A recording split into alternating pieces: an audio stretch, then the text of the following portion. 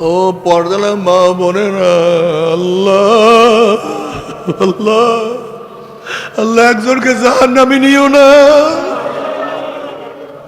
একজনকে জাহান্নামে নিও না।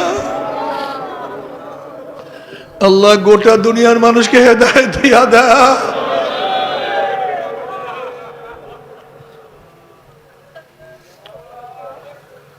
আল্লাহ পাক কালামে পাকের মধ্যে ফামান্নারুল্লাহিল মুকাদাতুল্লাতি তাত্তালিউ আলাল আফিদা। জাহান্নামের আগুন এত মারাত্মক, এত কঠিন, দুনিয়ার আগুন হাতে লাগলে হাত পড়ে, পায়ে লাগলে পাও পড়ে। জাহান্নামের আগুন এত মারাত্মক, এত তেজের আগুন, শরীরের যে কোনো জায়গায় লাগার সাথে সাথে দাউ দাউ দাউ দাউ করে কলিজা পুরিয়া সরকার গইয়া ফেলাইবে। তোমার মতো আমার মতো এই চুনি পুটি কি আল্লাহ পাক পিঁপড়ার সমান মনে করে? আচ্ছা বলো তো, আল্লাহ পাক যদি গোটা মানুষকে জাহান্নামে দিয়া দেয়, গোটা মানুষকে জাহান্নামে দিয়া দেয়, আচ্ছা কে প্রশ্ন তুলতে পারবে এটা করলেন কেন? তিনি সমাদ বেনিয়াজ, বেপরোয়া। আড়ি ধরবা না, মালিকের সাথে আড়ি ধরবা না, নত হয়ে থাকো।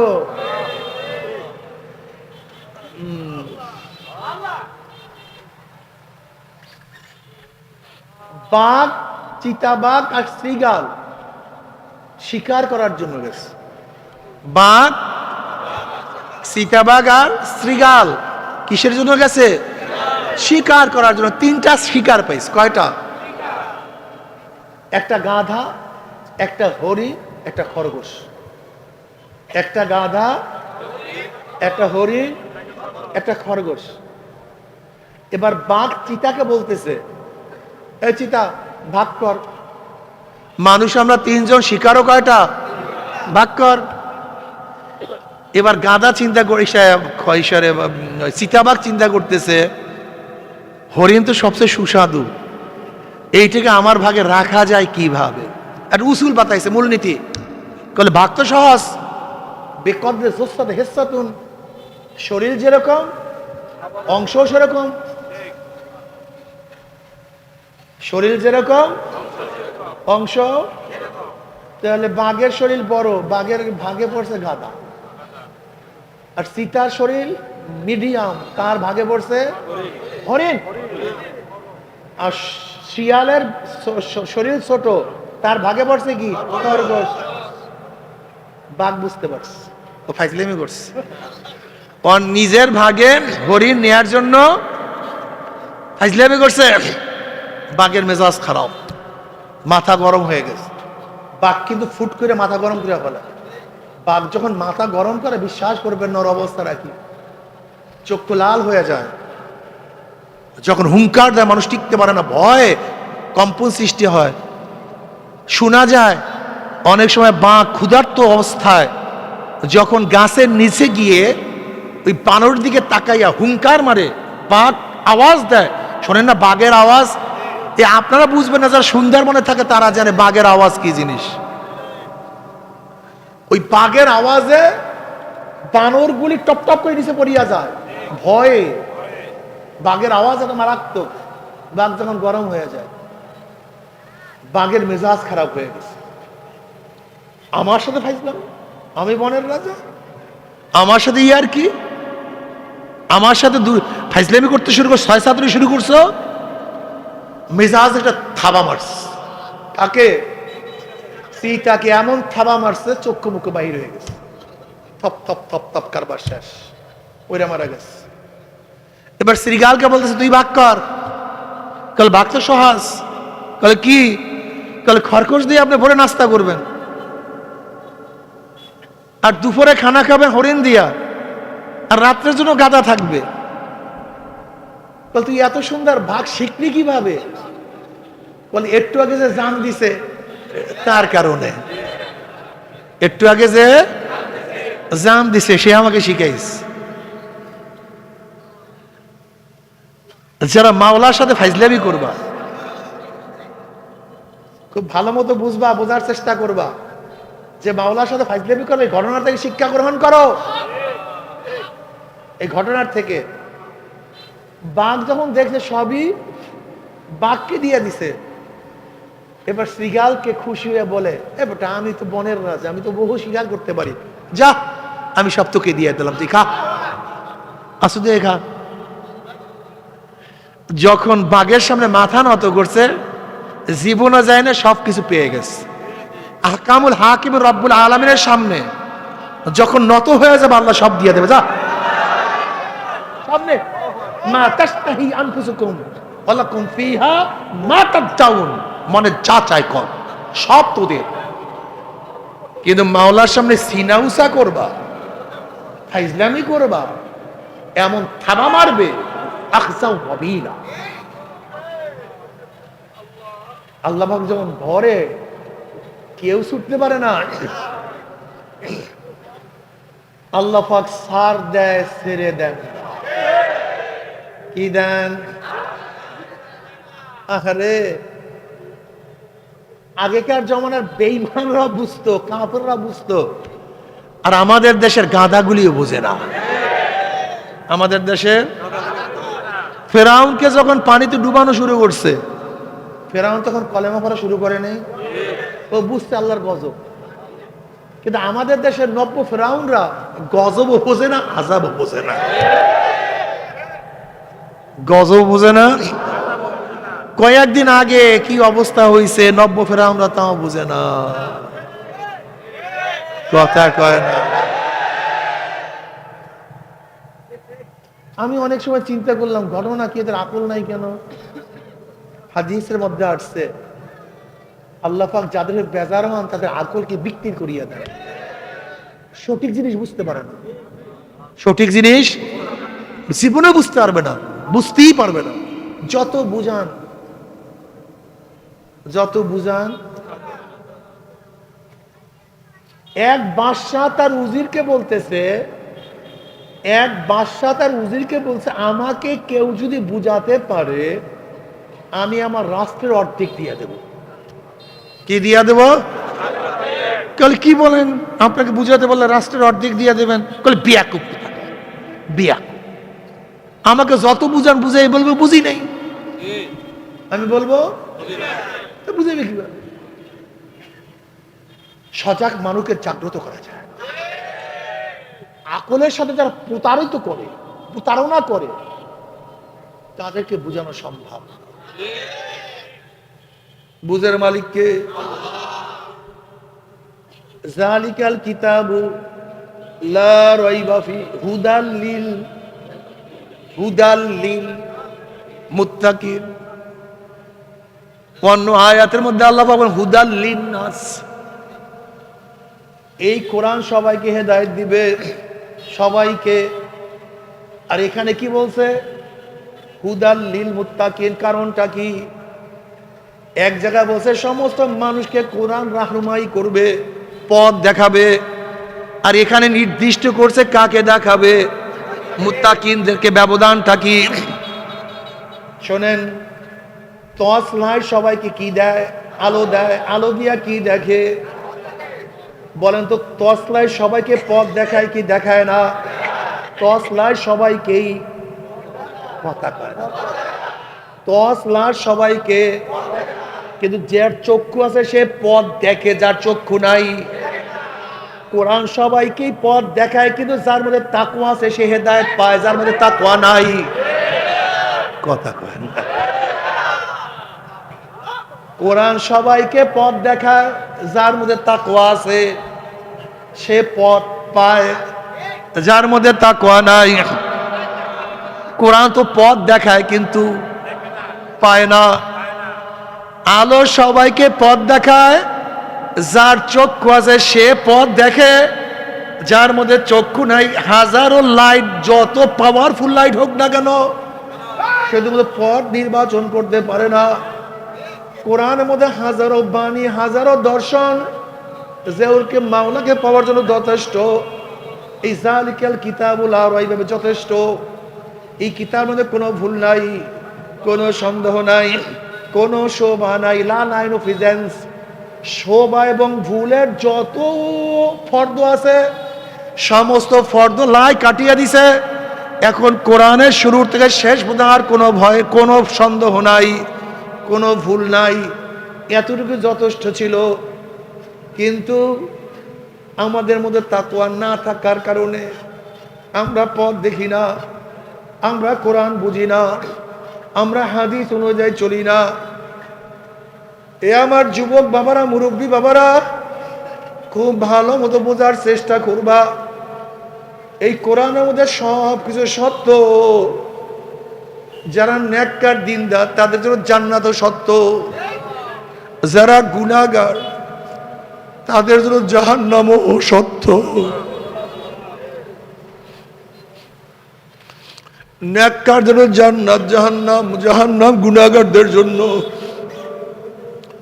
আমার যুবক বাবারা, মুরব্বী বাবারা, আমরা সবাই গুনাহগার, কুল্লুকুম খাত্তাউন। নবী আলাইহিস সালাতু ওয়াস সালাম ফরমান, তোমরা সবাই গুনাহগার। আমাদের গুনার কোনো শেষ নাই, গুনার কোনো সীমা নাই। আমরা সব সময় গুনার মধ্যেই, সব সময় গুনাহ, চোখের গুনাহ, কানের গুনাহ, হাতের গুনাহ, জবানের গুনাহ, পায়ের গুনাহ, অন্তরের গুনাহ, চিন্তা ভাবনার গুনাহ, গুনার গুনাহ। আল্লাহ পাক কালামে পাকের মধ্যে ফরমান, ইয়াউমা লা ইয়ানফাউ মালু ওয়ালা বানুনা ইল্লা মান আতাল্লাহ বিকলবিন সালিম। সুস্থ পরিষ্কার কলব ছাড়া কিয়ামতের মাঠে নাজাত পাবে না। আমার যুবক বাবারা ও আমার পর্দার মা বোনেরা, কি নিয়ে রওনা করছো, কোথায় রওনা করছো, কি নিয়ে রওনা করছো, কোথায় রওনা করছো? ওমর ইবনে খাত্তাব রাদিয়াল্লাহু আনহু ফরমান, হাসিবু ক্বাবলা আন তুহাসাবু। তোমার কাছে হিসাব নেওয়ার আগে তুমি তোমাকে হিসাব নাও, হিসাব নিকাশ মিলাইয়া তারপর মাওলার কবরে যাও। যদি হিসাব নিকাশ মিলাইয়া মাওলার কবরে যাইতেই পারো, কবরটা জান্নাতের বাগিচা হয়ে যাবে। আরো সে নিচে জায়গা পাইয়া যাবা, আমল নামার ডাইন হাতে পড়িয়া যাবে, নেকের পাল্লা ওজন হইয়া যাবে, গুনার পাল্লা হালকা হইয়া যাবে। আল্লাহ কবুল করিয়া নাও। আল্লাহ না করুক, আল্লাহ না করুক, যদি নেকের পাল্লা হালকা হইয়া যায়, গুনার পাল্লা ভারী হইয়া যায়, জাহান্নামের ফয়সালা হইয়া যাবে। তুমি কি জানো জাহান্নাম কি জিনিস? তুমি কি জানো জাহান্নাম কত কঠিন?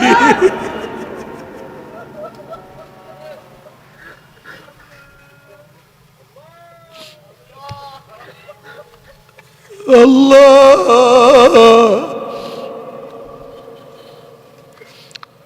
হাদিসের মধ্যে আসছে,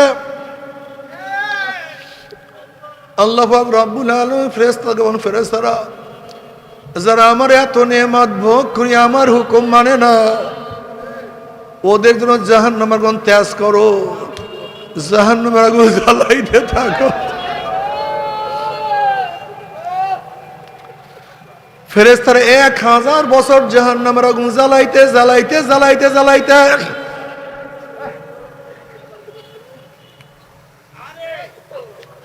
হাত্তা বুয়াদ্দাত, জাহান্নামের আগুন সাদা দুধের মতো সাদা হয়ে গেছে। আল্লাহ পাক রব্বুল আলামিন ফেরেশতারা হবে না, ওই চক্ষু আমার দেয়া, ওই কান আমার দেয়া, জবান আমার দেয়া, ওর হাত পা আমার দেয়া, আমার এত নেয়ামত ভোগ করিয়া যারা আমার হুকুম মানে নাই, ওদেরকে এই আগুনে হবে না। আগুনকে আরো জ্বালাইতে থাকো। আবারও 1000 বছর পরে আগুন জ্বালাইতে জ্বালাইতে হাত্তা আমার রথ, জাহান্নামের আগুন লাল হয়ে গেছে, রক্তের মতো লাল, শো শো আওয়াজ করা শুরু করছে।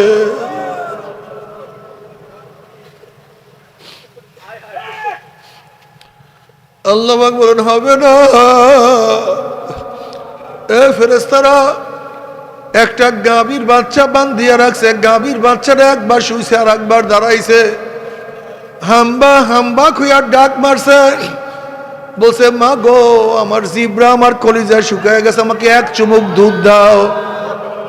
আবার গাভীটা ডাক দিয়া বলছে আমার বাচ্চা, আল্লাহ আমাদেরকে বনি আদমের জন্য বানাইছে, এই বনি আদম খাইয়া লইয়া যা থাকবে তা খাইয়া মাওলা শুকরিয়া আদায় করবি।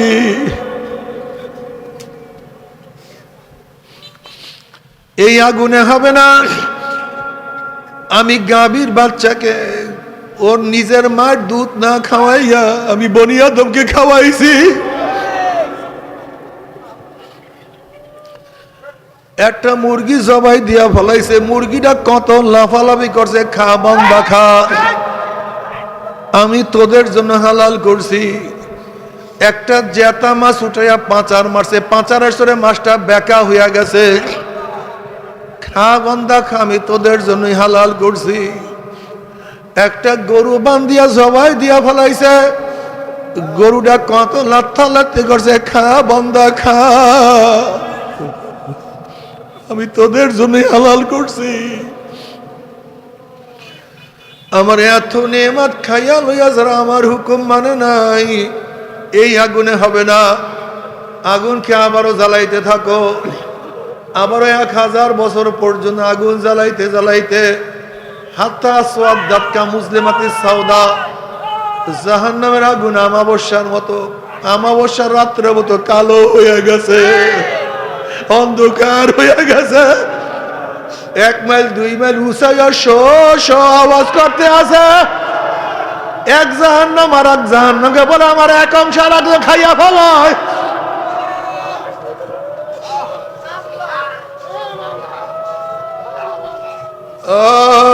আল্লাহ আল্লাহ আল্লাহ সবাইকে মাফ করিয়া দাও।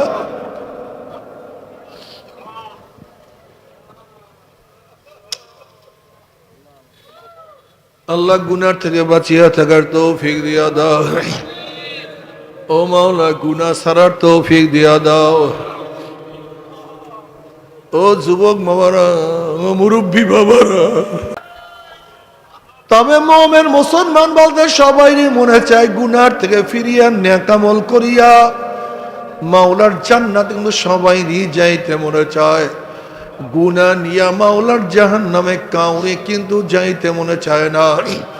কিন্তু কেনই বা আমরা নেক আমল করতে পারি না, কেনই বা গুনার কাম ছাড়তে পারি না?